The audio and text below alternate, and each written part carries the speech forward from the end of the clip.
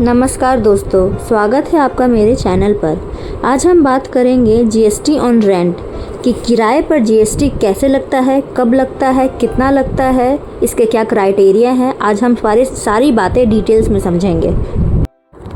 GST का implementation 2017 में हुआ, जिसने टैक्सेशन जगत को बदल कर रख दिया।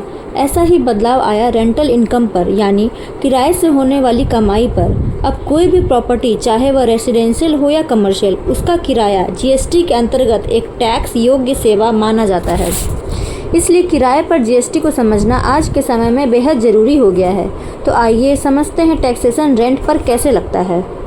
जीएसटी एक्ट के तहत किराएदार और मकान मालिक दोनों को ही टैक्स भरना होगा अगर टैक्स के क्राइटेरिया में आते हैं। पहले जानते हैं रेसिडेंशियल प्रॉपर्टी पर जीएसटी कैसे लगेगा। यदि कोई रेसिडेंशियल प्रॉपर्टी केवल रहने के उद्देश्य से किराए पर दी गई है तो उस पर जीएसटी नहीं लगेगा। लेकिन अगर रेसिडेंशियल प्रॉपर्टी को कमर्शियल यूज़ के लिए दिया गया है तो उस पर जीएसटी लगेगा। अब जानते हैं कमर्शियल प्रॉपर्टी पर जीएसटी।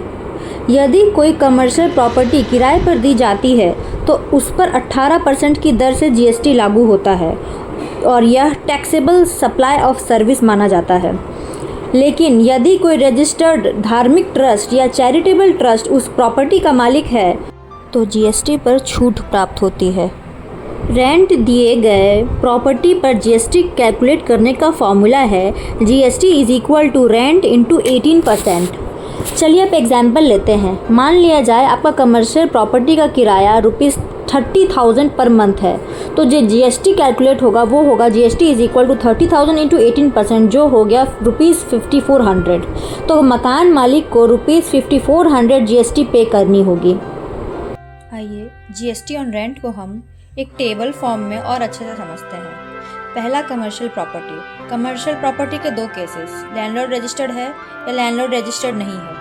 लैंडलॉर्ड रजिस्टर्ड में अगर टेनेंट रजिस्टर्ड है तो हम लोग को लैंडलॉर्ड जीएसटी चार्ज करेंगे जीएसटी, और अगर लैंडलॉर्ड रजिस्टर्ड है और टेनेंट अनरजिस्टर्ड है तो भी हम लोग लैंडलॉर्ड जीएसटी चार्ज करेंगे।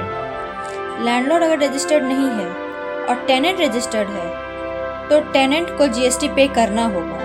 लेकिन अगर टेनेंट अनरजिस्टर्ड है तो कोई जीएसटी नहीं मिलेगा। इसका मतलब ये है कि कमर्शियल प्रॉपर्टी में अगर हमारा टेनेंट अनरजिस्टर्ड है और लैंडलॉर्ड भी अनरजिस्टर्ड है तो कोई जीएसटी नहीं लगेगा। आइए बात करते हैं रेसिडेंशियल प्रॉपर्टी की। रेसिडेंशियल प्रॉपर्टी के दो केसेस, लैंडलॉर्ड रजिस्टर्ड है या लैंडलॉर्ड रजिस्टर्ड नहीं है। लैंडलॉर्ड रजिस्टर्ड है और हम लोग किसी भी रेसिडेंशियल प्रॉपर्टी को अगर रेसिडेंशियल पर्पस के लिए यूज़ कर रहे हैं तो कोई जीएसटी नहीं लगेगा, चाहे वो लैंडलॉर्ड रजिस्टर्ड हो या ना हो। दूसरा, कमर्शियल पर्पस के लिए अगर हम लोग रेसिडेंशियल प्रॉपर्टी यूज़ कर रहे हैं और लैंडलॉर्ड रजिस्टर्ड है तो हम लोगों को लैंडलॉर्ड जीएसटी चार्ज करेंगे। दूसरा, अगर लैंडलॉर्ड रजिस्टर्ड नहीं है और हम लोग कमर्शियल पर्पस के लिए यूज़ कर रहे हैं तब दो केसेस देखेंगे हम लोग। क्या टेनेंट रजिस्टर्ड है? अगर टेनेंट रजिस्टर्ड है तो टेनेंट को जीएसटी देना होगा, और अगर टेनेंट अनरजिस्टर्ड है, इवन इफ कमर्शियल पर्पस के लिए यूज़ कर रहे हैं तो कोई जीएसटी नहीं लगेगा। तो इसका मतलब ये है कि रेसिडेंशियल प्रॉपर्टी को अगर हम लोग कमर्शियल पर्पस के लिए यूज़ कर रहे हैं और अगर टेनेंट उसमें रजिस्टर्ड है तो टेनेंट को जीएसटी देना होगा। तो आज हमने जाना जीएसटी किसी भी प्रॉपर्टी पर कैसे लगती है।